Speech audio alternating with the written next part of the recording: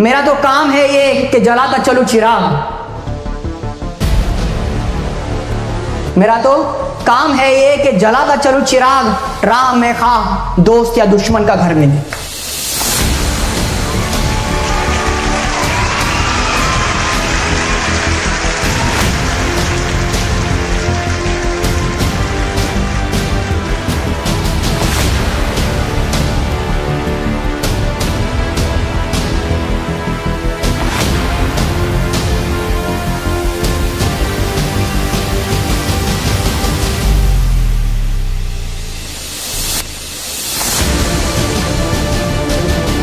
रख हौसला, वो मंजर भी आएगा, प्यासे के पास चलकर समंदर भी आएगा।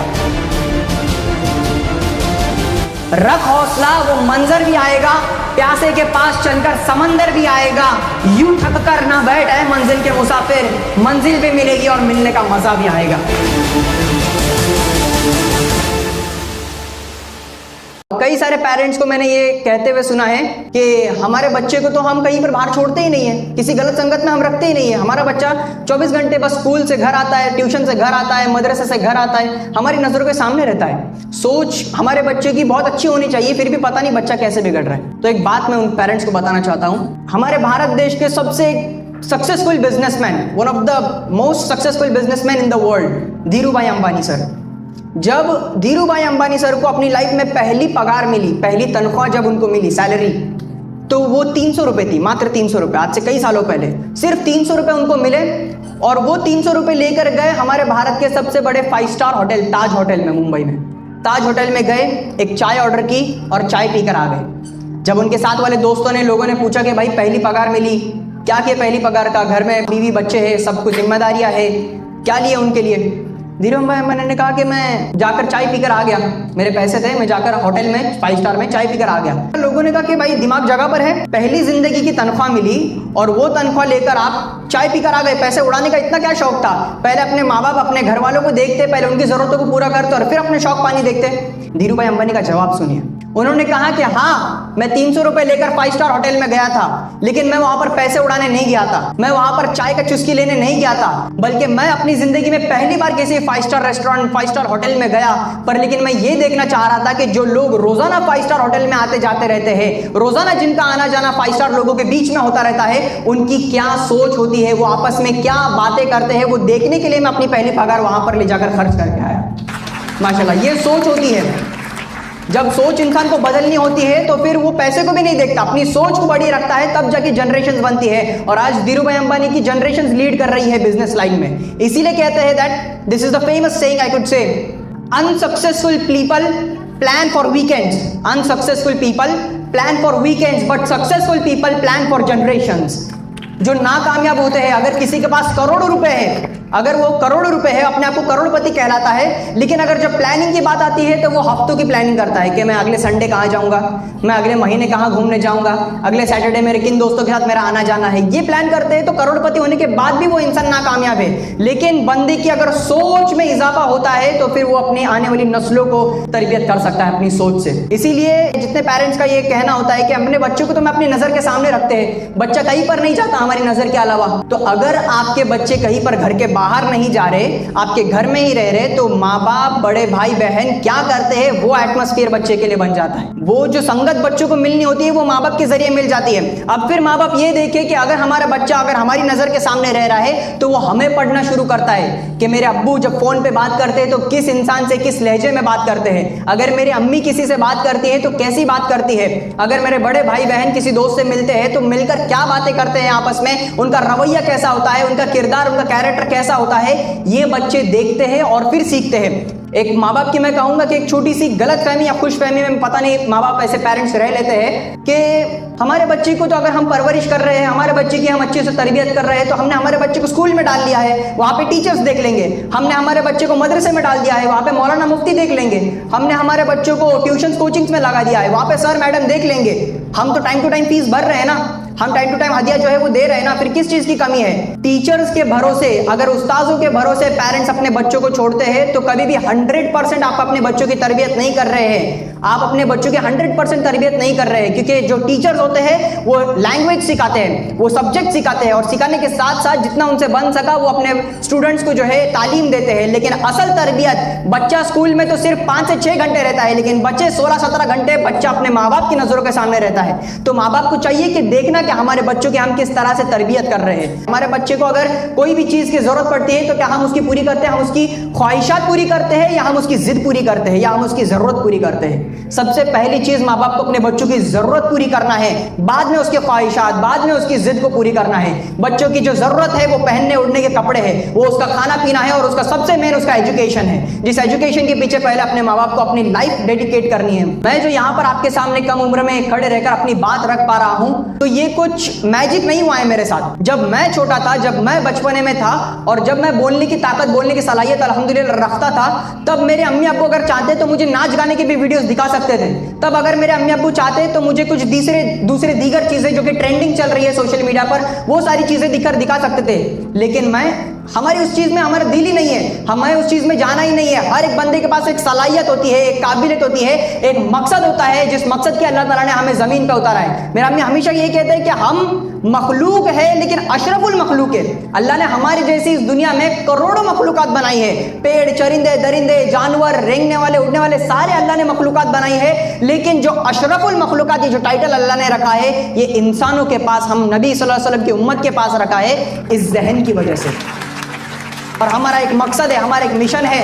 वरना बच्चे को माँ बाप जो है चलना तो सिखाते अपनी जिंदगी में, लेकिन कौन सी राह पर चलना सिखाना है वो जरूरी है। अपने बच्चे को बोलना तो सिखाना है, लेकिन जबान खोलते वक्त क्या बोलना है ये सिखाना सबसे ज्यादा जरूरी है। क्योंकि कई सारे पेरेंट्स मेरे पास आते हैं, मेरे वालिदैन के पास आते हैं, अल्हम्दुलिल्लाह सुनते हुए भी बड़ी खुशी होती है। वो कहते हैं कि हमारे बच्चे को अनस हम आपकी तरह बनाना चाहते हैं। सुनते हुए बड़ी खुशी होती है कि हमारे बच्चे को हम आपकी तरह देखना चाहते हैं इंशाल्लाह। तो उन पेरेंट्स को मैं बस एक छोटा सा जवाब देता हूं कि जरूर इंशाल्लाह आपका बच्चा मेरी तरह बन सकता है, अगर आप आपकी परवरिश बच्चों की वैसी करो जैसे मेरे माँ बाप ने मेरी परवरिश की। मेरे अम्मी अब्बू ने जिस तरह मेरे पीछे ध्यान दिया, अगर उस तरह आप अपने बच्चों के पीछे देंगे तो जरूर इंशाल्लाह आपका बच्चा मोहम्मद अनस नहीं, उससे भी बढ़कर अपना खुद एक नाम कमा कर दिखाएगा, अपना एक नाम, अपना एक मुकाम अपनी जिंदगी में बनाकर दिखाएगा इंशाल्लाह। जिस तरह मैंने माँ बाप की गलत फहमी आप लोगों को बताई कि माँ बाप जो है कुछ टीचर्स के भरोसे रह लेते हैं तरबियत के लिए, उस तरह एक बच्चों की भी एक गलत फहमी मैं कहना चाहूंगा। वो गलत फहमी ये होती है कि ठीक है अम्मी अब्बू हम कर लेंगे हमारी लाइफ में, लेकिन हमारे लिए तो अभी बहुत जिंदगी पड़ी है, अभी हमारे पास तो बहुत वक्त पड़ा है, अभी हमारी उम्र ही क्या है, हमारे लिए तो बहुत कुछ करना बाकी है, तो बहुत टाइम है हमारे पास। ये बच्चों की सोच होती है, लेकिन ये गलत है, क्योंकि यकीनन आपके पास टाइम है। जितने भी यंगस्टर्स मेरी उम्र के हैं, मेरे से कम या फिर मेरे से थोड़े ज्यादा उम्र के, जरा सुने, आपके पास यकीनन टाइम है, आपके पास भरपूर टाइम है। जिंदगी में आप जो करना चाहे 10-100 काम आप लोग करें, लेकिन आपकी कामयाबी को देखने के लिए, आपकी ऊंचाइयों को, बुलंदियों को तक चढ़ते हुए देखने के लिए सबसे पहले हकदार आपके वालिदैन हैं, सबसे पहले हकदार आपके माँ बाप है, जिनकी उम्र कम होती चली जा रही है, जिनकी उम्र कम होती चली जा रही है। क्योंकि माँ बाप की एक फिक्र होती है जो उनको बुढ़ापे में खाई जाती है कि मेरे बाद मेरे बच्चे का क्या होगा। मैं जब तक जिंदा हूं तो मैं पूरी कोशिश कर रहा हूं अपने बच्चों की तरबियत और तालीम की, लेकिन मेरे बाद मेरी औलाद का क्या होगा। तो इसलिए जब तक मैं जिंदा हूं तब तक मेरी औलाद अगर परवान चढ़ ले, मेरी औलाद अगर अपनी जिंदगी में कामयाब एक अच्छी लाइफ अगर जी ले, तो बस फिर मैं खुशी खुशी इस दुनिया से रुखसत हो सकता हूं। ये मैं अपने अल्फाज नहीं बता रहा हूं, वालिदैन की फिक्र मैं आप लोगों के सामने बयां कर रहा हूं। जितने भी यंगस्टर्स सुन रहे हैं, मुझे यंगस्टर्स को देखना चाहिए कि उस फिक्र की जगह पे वो अपनी जिंदगी में एनर्जी जो होती है वो किस चीज में लगा रहे हैं। वो अपनी जो जोश होता है जवानी का, एक अपने अंदर के डर नहीं होता है। जब इंसान एक टीन एज में आता है, जवानी की उम्र में आता है, तो उसे किसी चीज का डर नहीं होता है, वो अपनी हर हदें पार करने के लिए तैयार होता है। अगर इतना ही शौक है तो अपनी कामयाबी की हदें पार करके दिखाओ, ताकि फिर आपका नाम रोशन हो और आपके वालिदैन का नाम रोशन हो। बस अपनी लाइफ में फोकस्ड रहे, आप बस अपनी लाइफ में कामयाबी को अचीव करने के पीछे लगे रहे, फिर मुश्किलात काफी आएंगी। जितने भी यंगस्टर्स ने अचीवमेंट्स हासिल किए हैं, सबकी लाइफ में मुश्किलात थी। और मैं कहता हूँ ये जो 2025 ये जो साल रहा है, अभी आधा ही खत्म हुआ है, माशाल्लाह कितने सारे अचीवमेंट्स हमें हमारे भारत देश में देखने मिले। जिस तरह से वहां पर सरहद पर वुमेन की लाइन में अगर मैं कहूं तो सोफिया कुरैशी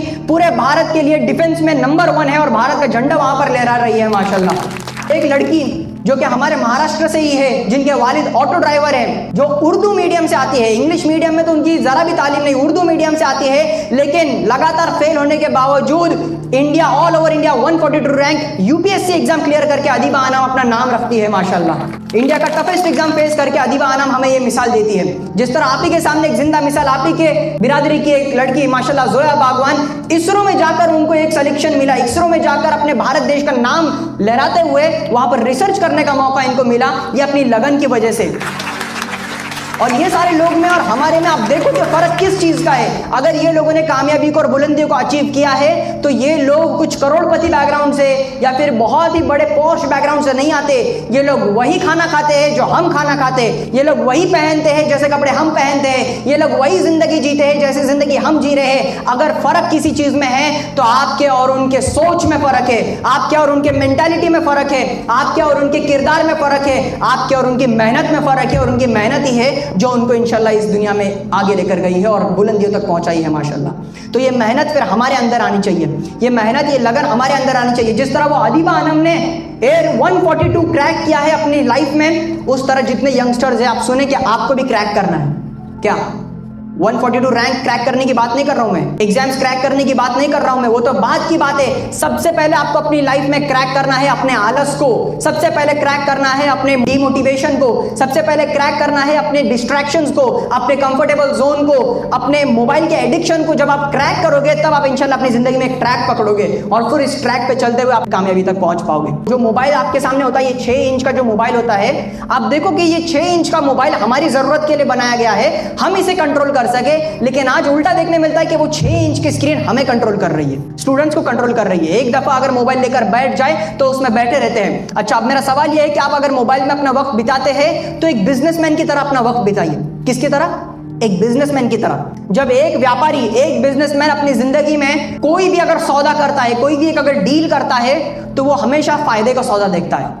हमें कोई भी घाटे का सौदा होता है तो वो नहीं एक्सेप्ट करता, हमेशा अपना प्रॉफिट देखता है, हमेशा अपना फायदा देखता है। उस तरह जब आप मोबाइल लेकर बैठो तो अपनी थिंकिंग एक बिजनेसमैन की तरह रखो कि मोबाइल में आने वाली कौन सी चीजें मुझे फायदा देने वाली है, कौन सी चीजें मेरे प्रॉफिट के लिए है, कौन सी चीजें मेरे ग्रोथ के लिए है। उन चीजों को देखो, उन चीजों को पीछे फॉलो करो, उन चीजों को नहीं जो कि आपको डिस्ट्रैक्ट करने वाली है। मैंने जिस तरह अपनी जर्नी सोशल मीडिया से शुरू की तो वो मोबाइल का सही इस्तेमाल करते हुए, एक बिजनेसमैन की तरह माइंड का सोचते हुए मैंने शुरू की, तब जाके अल्हम्दुलिल्लाह मैं आप लोगों के सामने आज इस दिन पर बोल पा रहा हूं। और इंसान का सबसे बड़ा वजन, इंप्रेशन जो हम बनाने के लिए तरसते हैं लोगों के सामने के first is the last image, first impression is the last impression, ये कहकर हम हर इंसान के सामने अपना इंप्रेशन तो बनाना चाहते हैं। आपके एजुकेशन में, आपके नॉलेज में जब आप इजाफा करते हैं तब आपके किरदार में वजन आता है, तब आपके कैरेक्टर में वजन आता है। आपके किरदार में आपका वजन मोटी चैन गले में या फिर हाथों में मोटी अंगूठियां, इनसे आपका वजन नहीं होता, या फिर महंगे कपड़े, महंगे जूते से आपके किरदार का वजन नहीं बढ़ता, या फिर महंगी गाड़ी, महंगा मोबाइल, ब्रांडेड चीजों से आपके किरदार का वजन नहीं बढ़ता। अगर आपके किरदार का वजन बढ़ता है तो सिर्फ आपके नॉलेज से, आपके एजुकेशन से आपके किरदार का वजन बढ़ता है, आपकी तरबियत से आपके किरदार का वजन बढ़ता है, आपके नॉलेज से और आपके अदब और एहतराम से, आपके रिस्पेक्ट से, आपके कैरेक्टर से आपके किरदार का वजन बढ़ता है। And at last I would like to end up my talk with a few motivating lines and it goes like, रख हौसला वो मंजर भी आएगा, प्यासे के पास चलकर समंदर भी आएगा। रख हौसला वो मंजर भी आएगा, प्यासे के पास चलकर समंदर भी आएगा। यूं थक कर ना बैठ है मंजिल के मुसाफिर, मंजिल भी मिलेगी और मिलने का मजा भी आएगा। जज़ाकल्लाहु खैर। अस्सलाम वालेकुम।